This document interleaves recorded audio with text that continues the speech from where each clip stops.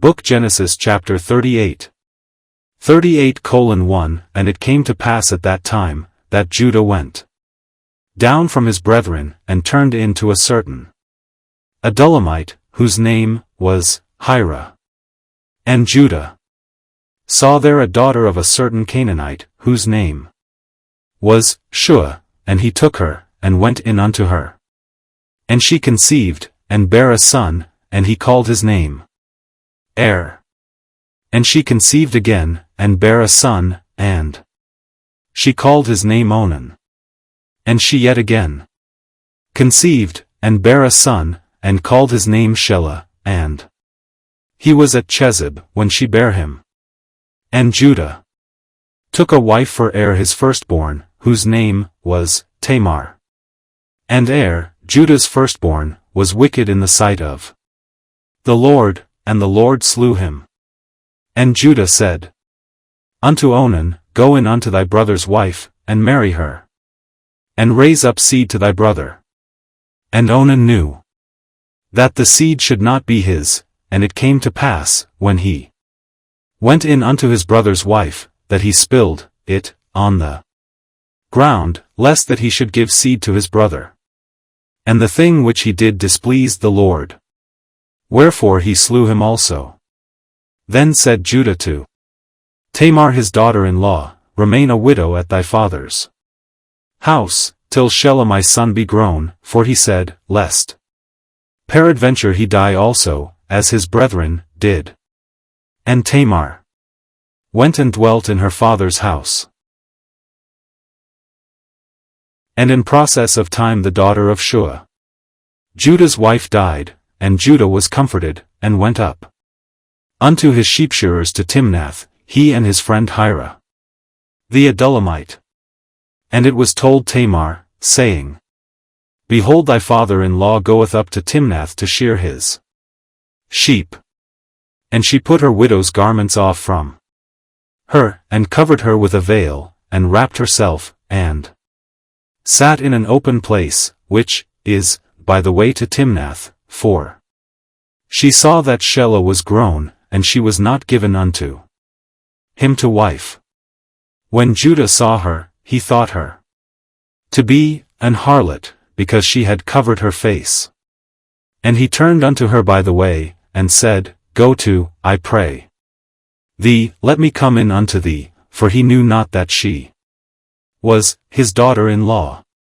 And she said, What wilt thou give me, that thou mayest come in unto me? And he said, I will send thee a kid from the flock. And she said, Wilt thou give me a pledge, till thou send it? And he said, What pledge shall I give thee? And she said, Thy signet, and thy bracelets, and thy staff that is in thine hand. And he gave it her, and came in unto her, and she conceived by him. And she arose, and went away, and laid by her veil from her, and put on the garments of her widowhood. And Judah sent the kid by the hand of his friend the Adullamite, to receive his pledge from the woman's hand, but he found her not. Then he asked the men of that place, saying, Where is the harlot that was openly by the wayside? And they said, There was no harlot in this place. And he returned to Judah, and said, I cannot find her. And also the men of the place said, that there was no harlot in this place. And Judah said, Let her take it to her, lest we be shamed. Behold, I sent this kid, and thou hast not found her. And it came to pass about 3 months after that it was told Judah, saying, Tamar thy daughter-in-law hath played the harlot, and also, behold, she is with child by whoredom. And Judah said, Bring her forth, and let her be burnt. When she was brought forth, she sent to her father-in-law, saying, By the man, whose these am I with child. And she said, Discern, I pray thee, whose are these, the signet, and bracelets, and staff?